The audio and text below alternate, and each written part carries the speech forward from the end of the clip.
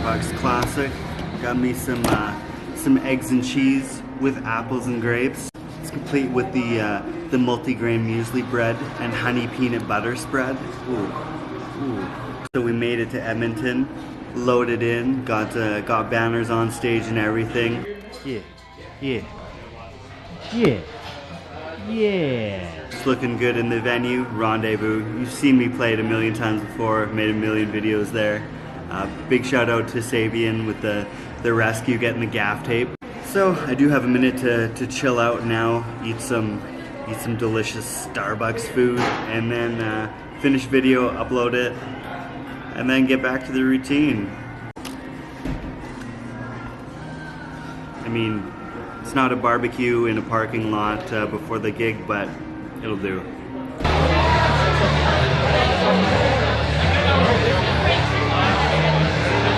Whew. All right, so we're hanging out in Edmonton here. We've actually been here for a minute. It was only like an hour and a half drive from Red Deer. Thanks to Colton for letting us crash. This is not the time of year that I want to be sleeping in a van for. It's March, it's Canada, and it's still pretty cold out. So the show's kind of started already. I got my pre-gig Shank Daniels in me, warming me up a little bit, or at least trying to, and I'm just getting ready to go, really. It's actually super bumping in there. The last bunch of times we played here, it's all been like weekdays. It's nice to finally be ripping on a Saturday, and even though there's kind of like a metal show, John 5 is playing at the Starlight Room tonight, it's still packed in here. I gotta give it up to the opening bands, particularly I know like Juliet Ruin, those guys promoted the heck out of this show. I know they sold a bunch of pre-sale tickets. Not only that, the promoter of the event, Sabian, really killed it. Like, there was so much promotion everywhere, posters everywhere, so that really helps turn the corner when you have bands like that just going hard and getting the word out and getting people ready to go for the show.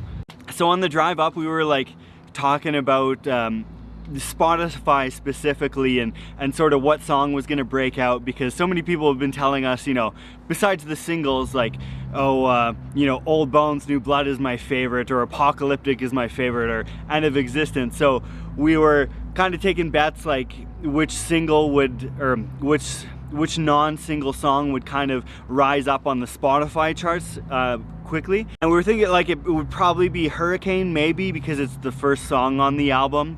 Turns out, so on Spotify, turns out it was End of Existence of all songs, which is like one of our heaviest songs. So it's kind of funny that that's the one that, I mean, for right now and just on Spotify, that's the one that's breaking through. Hold on, car brake. I mean, there's also like The Horrors on there, but we won't count that because that was kind of a single before. The other thing that's interesting is, so we, like a year ago, released that The Horror, the demo version, which we recorded, and that did not bad. Like, it got, like, right now it's sitting at 6,500 plays, but our other songs, like our Endless is just killing it on Spotify, Witness is killing it on Spotify, so we'll see how these newer songs do. Already, like 2 months after release, the Endless has 5 times the plays that The Horror does, which is nuts, and Witness is getting up there too. Reception is crazy. For End of Existence, I was actually gonna do a bass playthrough, but I think what we're gonna end up doing is we're gonna like get all the footage from the shows, and then because we have a bunch of different camera angles, Ty has a couple cameras rolling, I got a couple cameras rolling, and we'll put that up. I still might do a bass playthrough of that one, because I know bass players aren't allowed to do playthroughs, but I don't really play by the rules, so I'm gonna do what I want, all right? And beyond all the, you know, the promoters, venues, and bands I gotta shout out, I have to shout out the label. You know, people like Jackie, Charles, Monty, of course, Billy, you know, the European team, the US team. It's so cool working with those people, because like on the social media side, we like to keep busy with it and we like to post a lot, but it's really handy to have, so like what Jackie does is she'll get a lot of posts ready, and sort of like the bigger posts, like, you know, this single is coming out today, or this single is dropping, and then you know, we'll like edit those if need be for like personal touches to make sure that it's Arrival of Autumn. But I mean, she really kills it. The rest of the team, like, it's funny seeing them doing like the worldwide posts and those getting promoted, and then, you know, people with languages we don't even speak, a lot of them seem like they're saying nice things when Google Translate works. So it's pretty cool to see just the music reaching out and getting to these audiences out there. It's nuts. I can't really say enough good things about the team at Nuclear Blast and how good they've been pushing us and promoting us. So thanks for all you do, guys. Oh, and I forgot to mention this in the last video. That was my 100th video. This is my 101st video, which is kind of cool. My first video on YouTube was a vlog of a show we did in Grand Prairie right after we recorded that first EP. And you know, 100 videos later, a couple workout videos, some other vlogs and stuff, and now we're here releasing the album and doing it proper on the road, which is sick. I gotta go back to my rock star life where I'm standing in an alley, you know, you know, filming at dope locations, just around a bunch of trash. Live your dreams, you know. You can find yourself in some sick alleys, playing sick shows to sick people.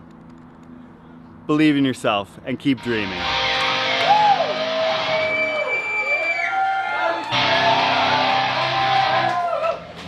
It's go time. It's go time.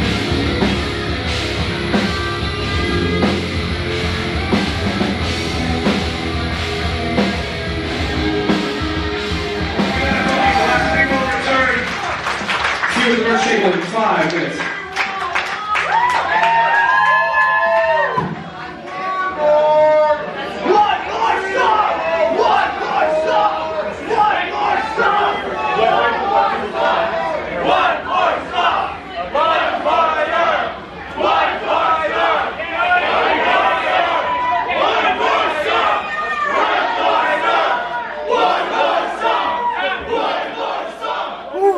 Edmonton was a good time. I think that was by far the biggest headliner we played at the Rendezvous, which was awesome. It was a super busy night. Didn't really get the chance to finish off the video and close off the night. We actually ended up hanging around the venue till like 2:30 in the morning. We were talking with the venue staff and the sound guy. Rob does a great job. He actually looked after us the last couple times we played there. It's always fun to like learn the sound guy's perspective and then, you know, make little tweaks, and we're always trying to make things better. And also hanging out with Cody from Eye of Horus. He's a gent, he's a gem. And then after that, we were like, let's just hit the road. So we drove back the 460 kilometers to Grand Prairie, made it in one shot, got in at like 7:30 in the morning.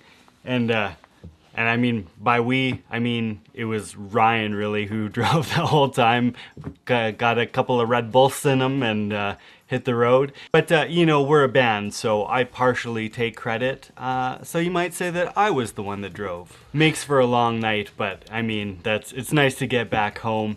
And I mean, we're just buzzing off that show. Like we sold Schwacka merch, Schwacka CDs.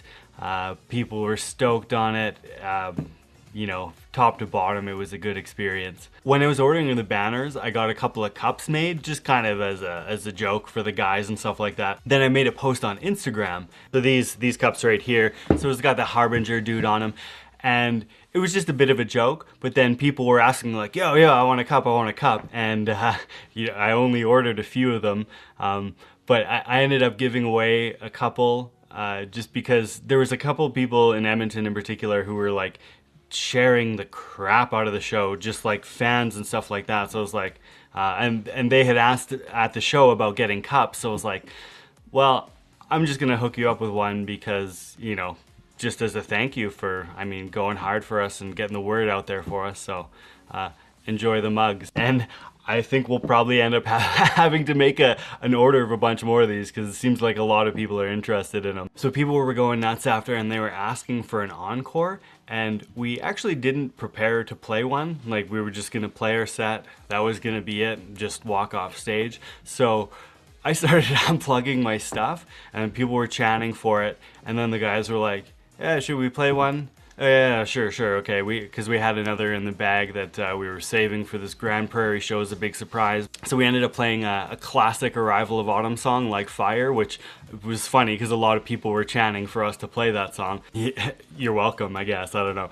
But the way we have our set, we have a metronome in our ears for all our cues and starting stuff and stuff like that. So Like Fire was in a different tuning. We were like, okay, we're gonna do one.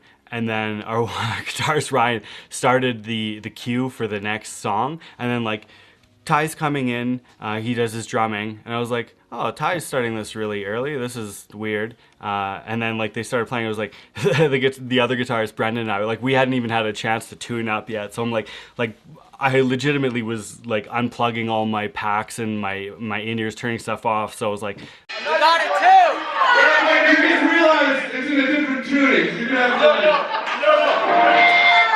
I'm unplugged and like trying to get my life together. I thought you said go! No! I swear you said go! so we had to stop it, and then had to plug everything back in, tune up to the right tuning, and then we let her rip, and it went over really well actually. Tonight we do actually have an encore planned, so it'd be funny to, like, you know, for the other ones when we didn't have an encore planned, people were screaming for one, so I mean, fingers crossed they actually want one tonight too. I assume it'll happen, but it would just be hilarious if they were just like, well, okay, that was a good set and we're just gonna go our separate ways and not cheer for another one. It'll be fine, it'll be fine. So at the show I was talking a bit about the Spotify numbers, which have been awesome and overwhelming. Hurricane is doing the best out of the newest songs, and End of Existence is next.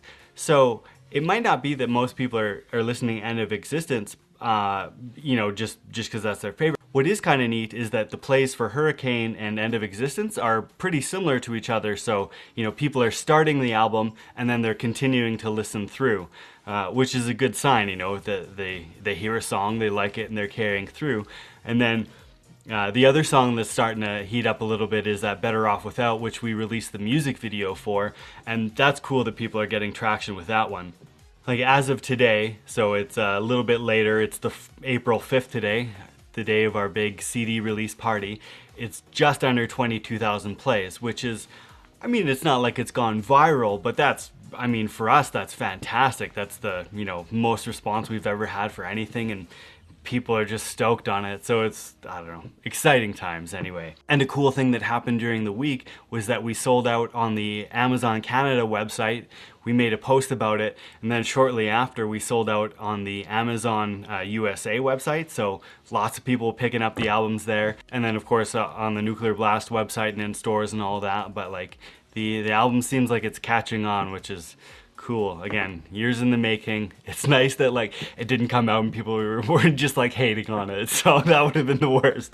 So tonight is our first hometown show in years. My very first video on YouTube is a vlog for the last time we played in Grand Prairie. It's good to finally be doing that. It's nice that we don't have to, you know, drive somewhere, you know, worry about being in a different city all day. It's like, I'm still just chilling out at my house.